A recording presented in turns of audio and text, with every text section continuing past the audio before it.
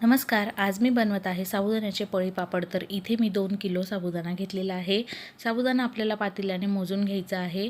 त्यानंतर आपल्याला साबुदाणा स्वच्छ 2 वेळा धुवून घ्यायचा. पाणी टाकायचं, अर्धा इंच वर येईल असं पाणी टाकायचं आणि रात्रभर साबुदाणा भिजून घ्यायचा आहे. दुसऱ्या दिवशी गॅसवर मी मोठं पातेलं ठेवलं. त्यामध्ये साबुदाणा आपण ज्या पातेल्याने मोजला तर एक पातेलं साबुदाणा असेल तर 5 पातेले पाणी ठेवायचं आहे. त्यानंतर मी इथे 8-10 सुक्या लाल मिरच्या मिक्सरमध्ये जाडसर कुटून त्या पाण्यामध्ये टाकल्या. चवीप्रमाणे मीठ टाकलं, जिरं टाकलं, 2-3 चमचे बारीक कापलेली कोथिंबीर टाकली आणि पाण्याला उकळी आल्यावर भिजलेला साबुदाणा त्यामध्ये सगळा टाकून घेतलेला आहे. त्यानंतर इथे 1 किलो बटाटे घेतले. बटाट्याची साल काढून बटाट्याचा किस करून घेतला. ते पाण्यातच किस करायचा. त्यानंतर 2-3 वेळा स्वच्छ किस धुवून घ्यायचा आहे आणि पाण्यात ठेवायचा. इकडेच बघा आपला साबुदाणा छान शिजलेला आहे, ट्रान्सपरंट झालेला आहे.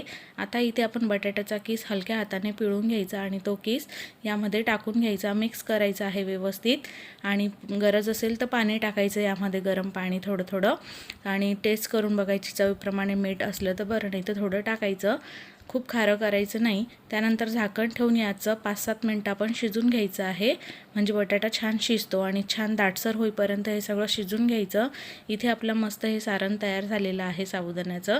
आता आपण हे उन्हामध्ये आपल्याला टाकायचं आहे. तर प्लास्टिकच्या कागदवर आपल्याला हे पळीने असं टाकायचं आहे. बघा, मस्त पळीने छोटे छोटे असे पापड तयार करून घ्यायचे आहे आणि छान आपल्याला हे वाळवायचे आहे उन्हात. संध्याकाळी आपल्याला हे पलटून घ्यायचे म्हणजे दुसऱ्या बाजूने छान मस्त वाळतात ते. तर असे 2-3 दिवस मी हे पापड वाळून घेतले. छान असे भरपूर आपले पळी पापड तयार झालेले आहे उपवासाचे. मस्त आपण तळून हे बघूया. 4 पट फुलतो, खायला खूप छान लागतो. नक्की करून बघा. रेसिपी आवडल्यास लाईक सबस्क्राईब करा. धन्यवाद.